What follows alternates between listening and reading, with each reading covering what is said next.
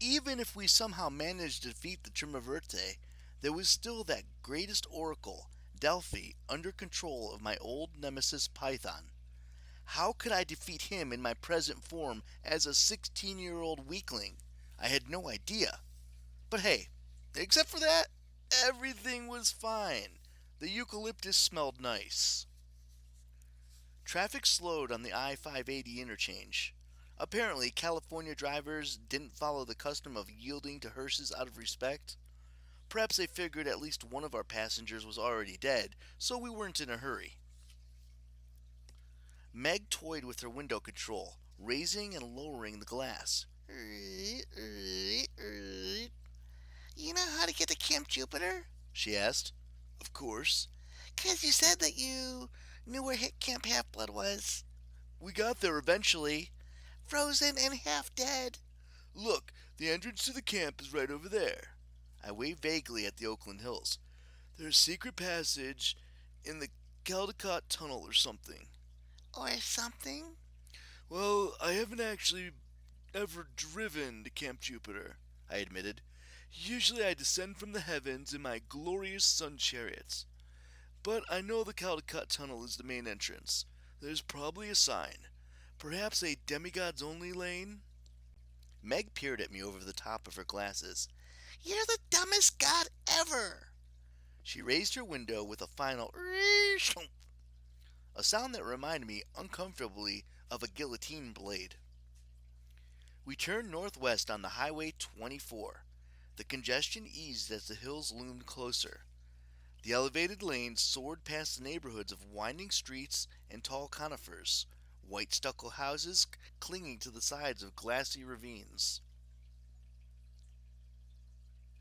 A road sign promised Caldecott Tunnel entrance, 2 miles.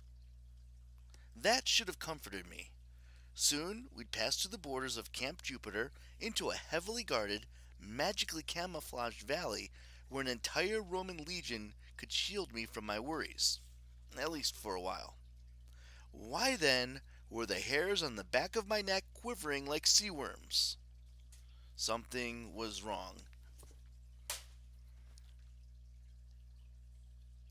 It dawned on me that the uneasiness I felt since we landed might not be the distant threat of Caligula or the old Titan base on Mount Tamalpais, but something more immediate, something malevolent, and getting closer.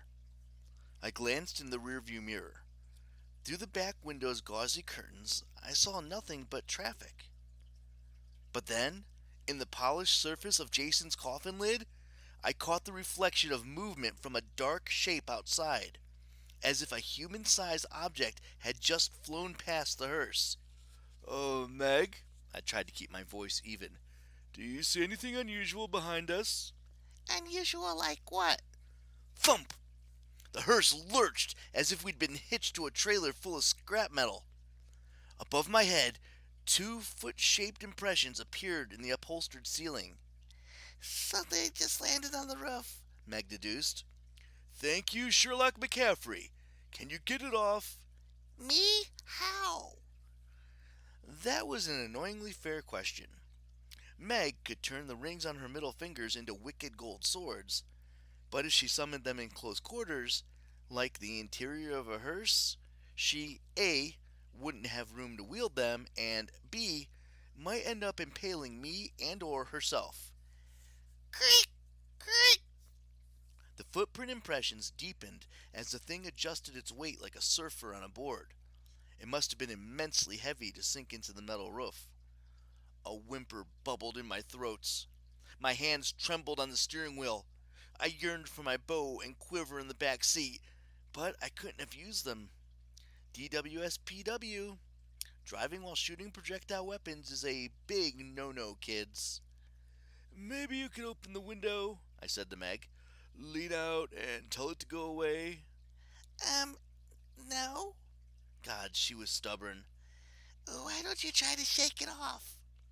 Before I could explain that was a terrible idea while traveling 50 miles an hour on a highway, I heard the sound like a pop-top aluminum can opening, the crisp pneumatic hiss of air through metal.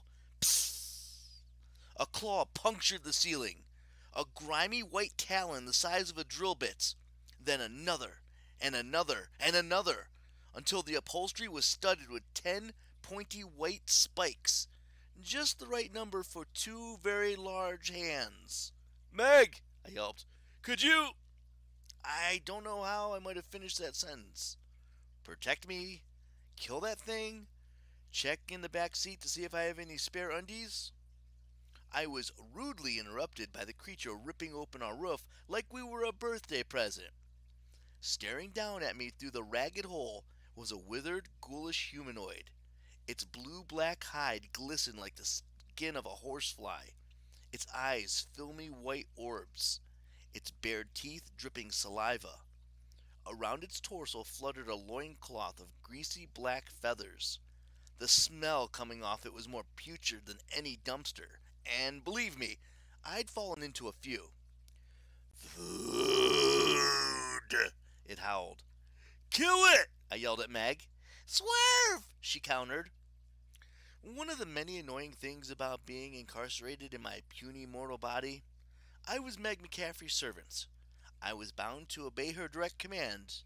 So when she yelled, "Swerve," I yanked the steering wheel hard to the right. The hearse handled beautifully. It careened across 3 lanes of traffic, barreled straight through the guardrail, and plummeted into the canyon below. End of chapter 1.